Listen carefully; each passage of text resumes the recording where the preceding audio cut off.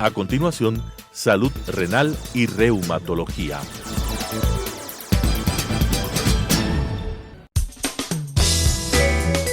Clasificación A. Apto para todo público.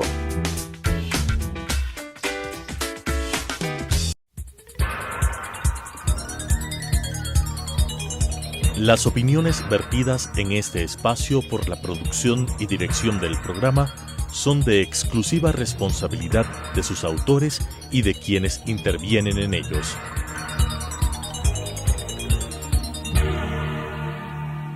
Telesucesos Canal 29 UHF presenta Salud Renal y Reumatología. Tratamiento integral, preventivo y curativo de enfermedades renales y reumatológicas con la conducción de las doctoras Belia Meléndez y Cristina López. Salud renal y reumatología. Buenos días amigos, gracias por acompañarnos. Como ofrecimos en la vez anterior, vamos con la segunda parte de las lesiones de la piel relacionadas con enfermedades renales y con enfermedades de tipo inmunitario.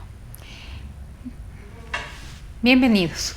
En el programa previo habíamos ya topado algunas enfermedades de la piel relacionadas sobre todo con la enfermedad renal crónica.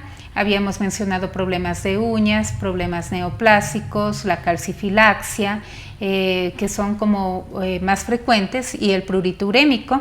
Nos quedó un poquito faltando mencionar la hiperpigmentación, que también es un problema común en los pacientes. ¿A qué se refiere la hiperpigmentación?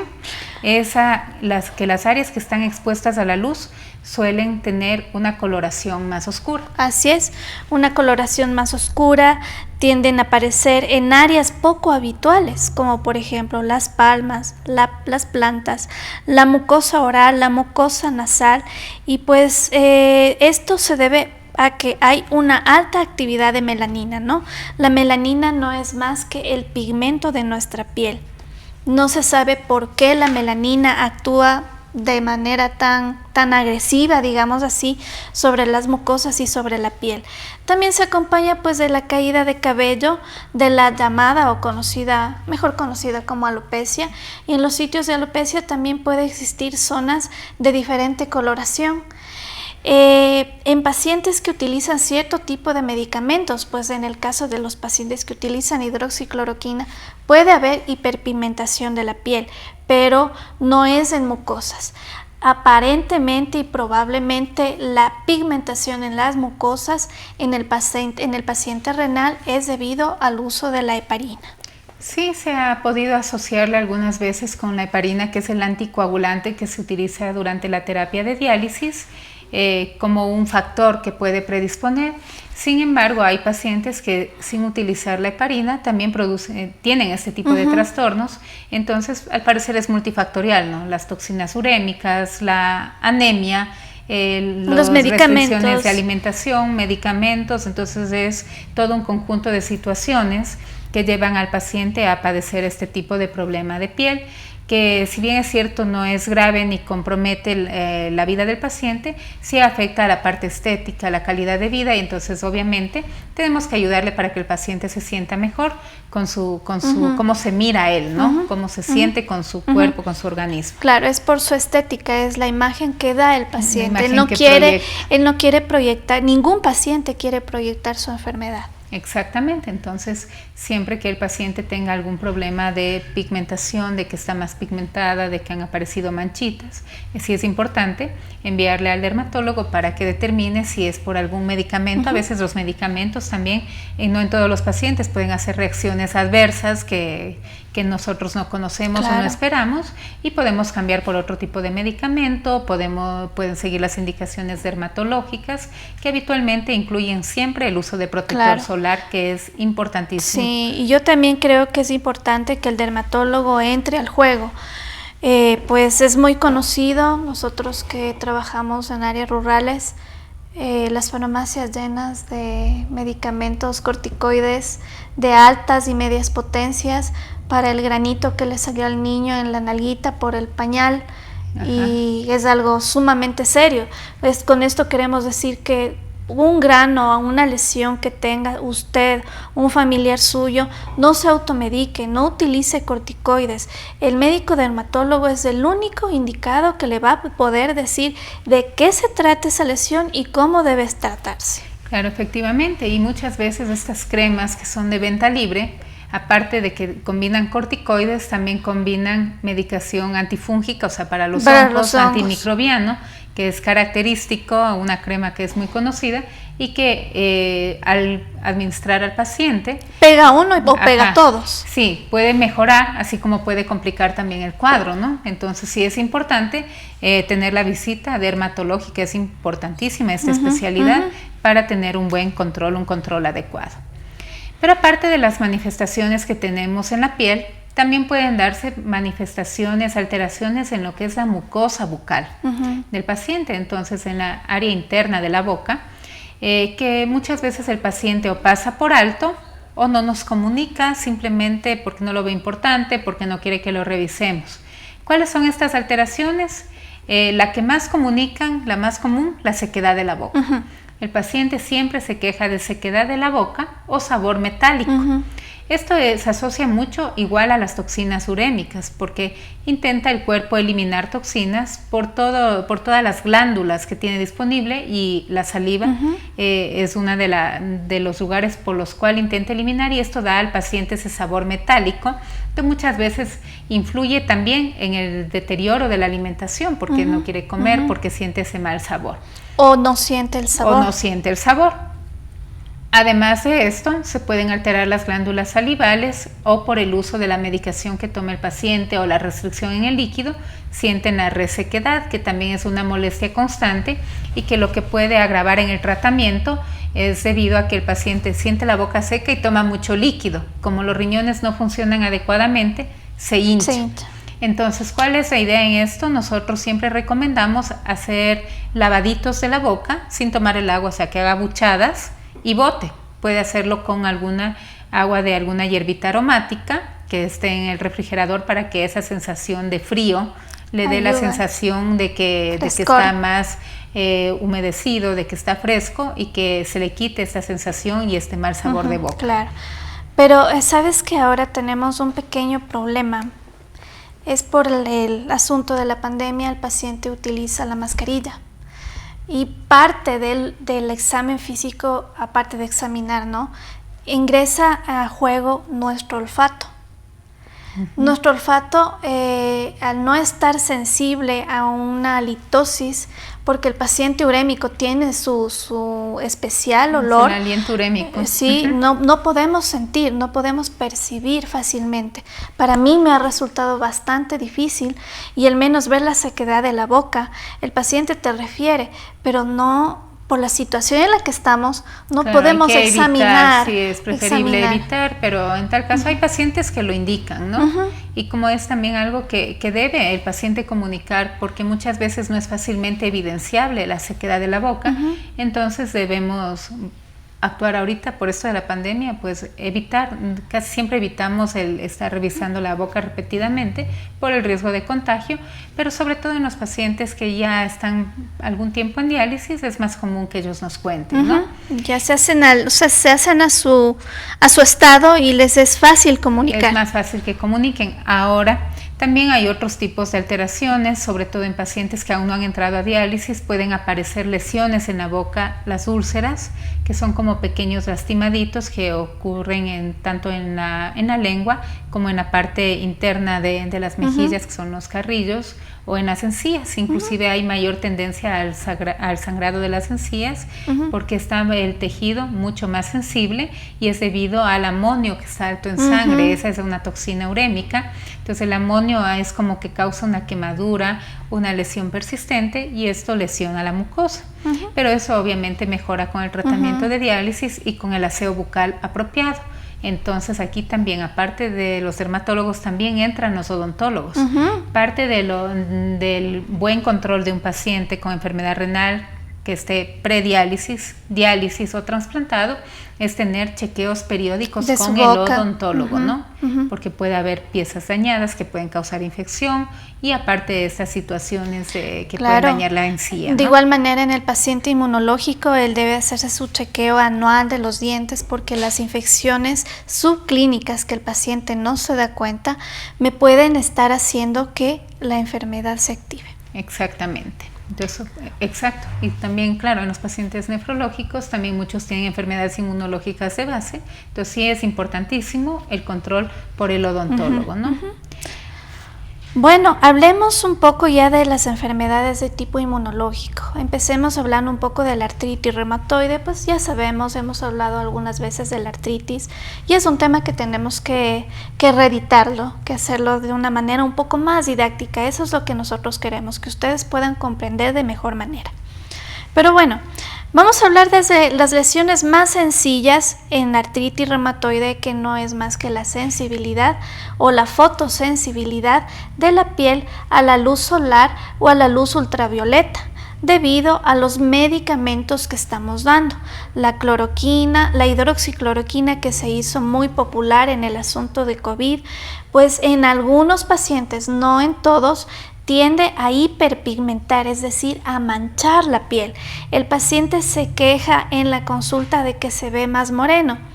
Pues a veces es el único medicamento que puedo dar en artritis porque los otros inmunosupresores por alguna situación no las puedo dar.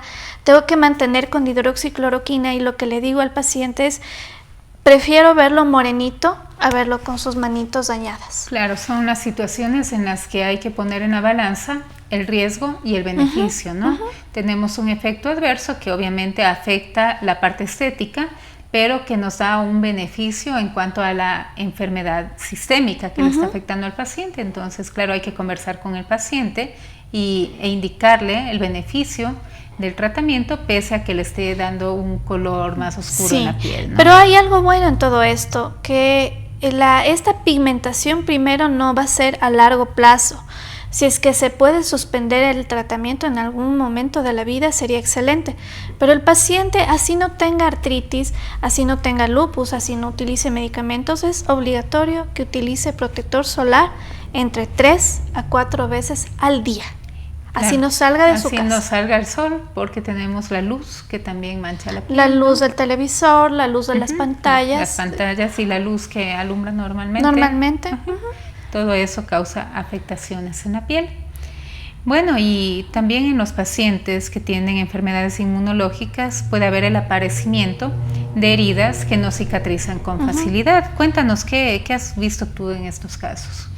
Claro, hay heridas que no cicatrizan con facilidad por varias situaciones fisiológicas. La primera, al momento que yo estoy dando un inmunosupresor, evito que las células que van a la cicatrización no actúen de manera adecuada y determinan que la herida no se cierre rápidamente.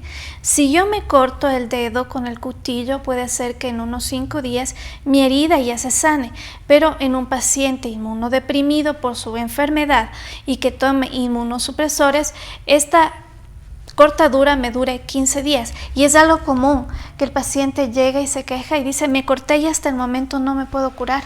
Claro, obviamente es porque tienen una respuesta inmunológica alterada. Entonces, dentro de la parte de la respuesta inmune también viene la parte de la cicatrización, las células que van hacia el área inflamada para reparar la lesión.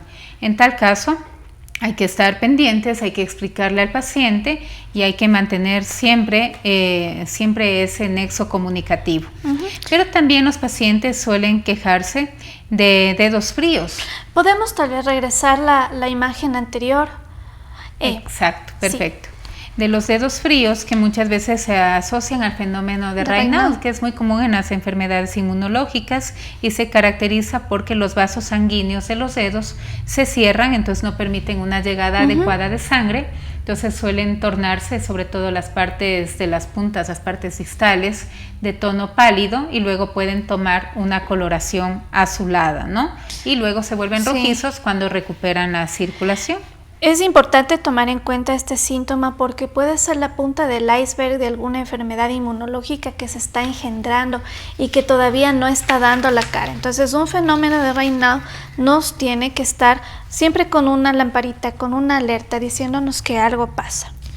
Pero en las enfermedades inmunológicas que son difíciles porque su forma de presentación es muy variable, suelen estar por tiempo apagadas, luego es como que se activan.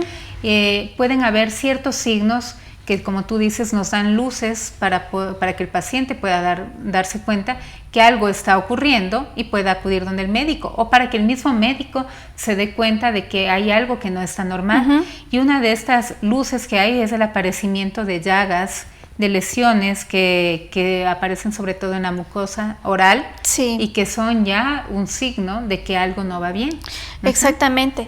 La boca está llena de vasos sanguíneos bastante pequeños y estos vasos sanguíneos por A, B, C situación se inflaman, se revientan, por así decirlo, y provoca unas llagas que en muchas ocasiones son terribles, son muy ingratas de tratar, causan demasiado problema al paciente porque no se puede alimentar bien, no puede comer algo ácido. Imagínate tener una llaga y que comes algo ácido, pues va a ser peor, ¿no? Son una serie de lesiones que también debe ponernos en alerta. Recuerdo un profesor mío que decía, todas las lesiones que pasan en ojo y en boca pueden estar pasando en cerebro, porque son el mismo calibre de vasos sanguíneos que están por ahí. Entonces siempre es un llamado de atención. Y aquí también entra el diagnóstico diferencial. Para nosotros puede ser una llaga, para el dermatólogo ya puede ser una candidiasis, puede ser infección, hasta puede ser un sarcoma de Kaposi.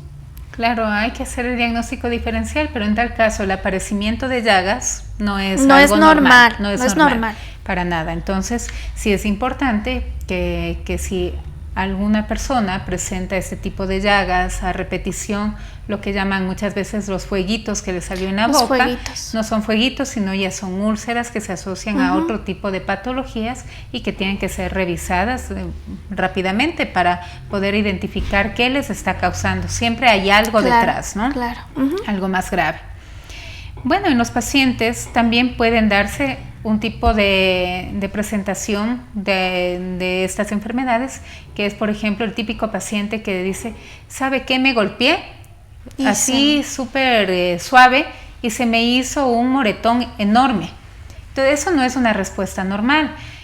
Cuando nosotros nos golpeamos, obviamente si es un golpe leve, habitualmente no se hace ni siquiera una lesión, muchas veces se enrojece y hasta ahí queda. Pero si tenemos un golpe leve y se hace una lesión grande, lo que se llama equimosis, el moretón grande, quiere decir que algo está pasando, y esto es común en los pacientes reumatológicos debido a la medicación que puede causar fragilidad de los vasos sanguíneos pequeños, de los capilares, o medicación que altera las plaquetas. Warfarina, aspirina, heparina. El metotrexato. El mismo metotrexato. Entonces, que pueden alterar y causar esta respuesta que no es adecuada, que es anómala, para un golpe muy sencillo, ¿no? Entonces, además, hay enfermedades como el lupus que presenta alteración plaquetaria, inclusive antes del diagnóstico, y que los pacientes ya suelen presentar este tipo de lesiones sin tener todavía un diagnóstico establecido, ¿no? Como parte de la presentación en sí de la enfermedad y no de la medicación, ¿no? Tenemos otras lesiones que son las llamadas líneas rojizas o púrpuras bajo de la piel. Estas líneas finas de esos colores rojizos o violáceos bajo la piel es producto de que los vasos sanguíneos están dilatados y por alguna situación se han reventado, ¿no? Particularmente pueden estar alrededor de las uñas, que son los vasos sanguíneos más pequeños, y puede deberse a muchas enfermedades del tejido conectivo. Aquí, si yo veo una lesión, entre comillas, reventada alrededor del lecho unguial, puedo estar pensando en una enfermedad mixta del tejido conectivo o en una esclerodermia. Si usted ve frecuentemente estas lesiones en astilla que llamamos alrededor de sus uñas, busque ayuda porque esto puede ser algo un poquito más grave. También hay las lesiones que son como marmoleadas. Trato de explicarme. Es una parte blanca, viene una veta roja, una parte blanca, una veta roja. Ese se llama lívido reticularis y es por una mala circulación de sangre, y esto es típico en los pacientes que tienen síndrome antifosfolipídico. Claro, eso es muy importante, y también es importante saber que si uno no conoce este tipo de alteraciones que pueden darse en la piel, inclusive se le puede pasar por alto un diagnóstico. Sí, sí. Entonces es importante también que el médico conozca para que pueda diagnosticar. No se puede diagnosticar lo que no se conoce. Exactamente, entonces es ahí mi choque. No estoy en contra de la telemedicina, pero sí choco un poco, porque si en vivo y en directo a veces puedo equivocarme, no puedo notar un lívido reticularis, tal vez a través de una pantalla no sea tan fácil. Claro, hay situaciones en las que la telemedicina no aplica. Para nosotros no aplica. Ajá, sí. Entonces que es necesario examinar, ver al paciente, revisarle, palparle, ver, o sea, hacer un examen físico minucioso para poder llegar a un diagnóstico, y sobre todo estas patologías que no son tan comunes. Exacto. Que tienen una forma de presentación no clásica, que puede presentarse de cualquier manera, con manifestaciones sean en sangre, en riñones, en piel. Entonces sí es complejo, ¿no?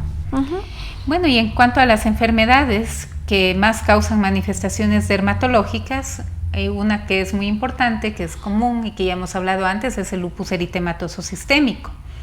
Para realizar el diagnóstico de lupus eritematoso se tiene una serie de criterios, y entre ellos tenemos el aparecimiento del famoso rash malar, que es el rash en alas de mariposa, que es clásico de los pacientes con lupus, que es el aparecimiento de una zona enrojecida sobre el dorso de la nariz y la zona de las mejillas, simulando una mariposa, ¿no?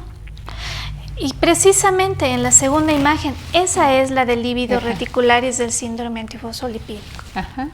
Entonces sí, ahí tenemos las dos imágenes, una que muestra el rash malar y la otra el lívido reticularis, que ya lo explicaste antes, ¿no? Ahora vamos a hablar un poco del síndrome seco. El síndrome seco, como su nombre lo indica, no es más que la sequedad de las mucosas oral, nasal, sequedad del ojo, en la mujer sequedad en el área genital, ¿no? Esta enfermedad causa mucho daño a las glándulas salivales, provocando una tremenda sequedad, sensación quemante, urente en la lengua, dificultad para comer, y pues ya llegan a un punto en el cual ni siquiera pueden sentir sabor. Sí, las glándulas de sabor de la lengua se dañan tanto, se lesionan tanto, que no distinguen lo dulce de lo salado, de lo agrio, de lo amargo, ¿no?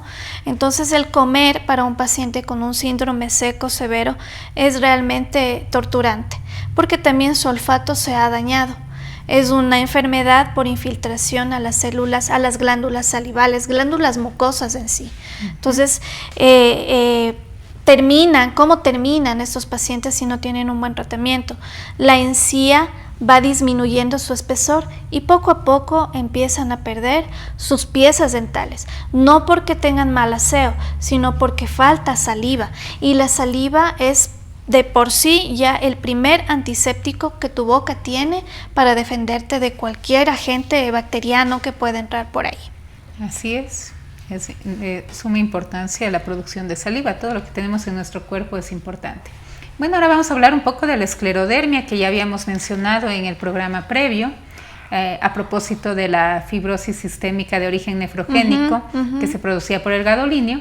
La esclerodermia es una inflamación de los vasos sanguíneos de la piel y del tejido subcutáneo, que lo que produce es que se inflamen los vasos, luego el tejido que se encuentra bajo la piel, y estas células inflamatorias se acumulan, haciendo que el tejido pierda flexibilidad y que luzca como una piel acartonada en la que no tiene la flexibilidad habitual. Entonces se afecta la movilidad de las articulaciones, Puede afectarse también órganos internos como el esófago, puede haber alteraciones también cardíacas y además pueden llegar muchas veces a la amputación por los problemas que tienen circulatorios Así de estos es. pacientes, ¿no? Y otras enfermedades ya que son no muy comunes y que sí quisiéramos ahondar ya a futuro es la dermatomiositis y la vasculitis.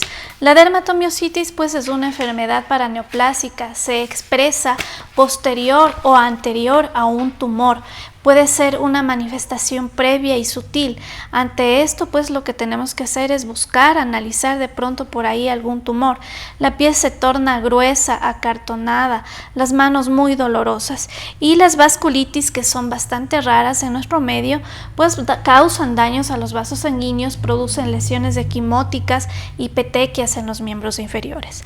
De esta manera nosotros hemos querido hacer un conglomerado, algo muy pequeñito, sobre las cosas, manifestaciones dermatológicas de las enfermedades crónicas. Nos gustaría que sigan ustedes escribiéndonos, dándonos a conocer sus preguntas, sus inquietudes para poder seguir resolviéndolas. Gracias por acompañarnos. Y nos comprometemos en hacer una tercera parte de esto. Gracias por su compañía. Les esperamos en nuestro próximo programa.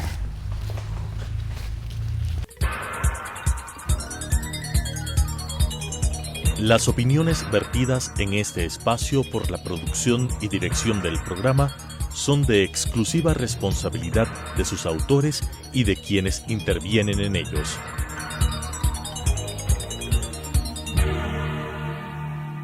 Telesucesos Canal 29 UHF presentó Salud Renal y Reumatología.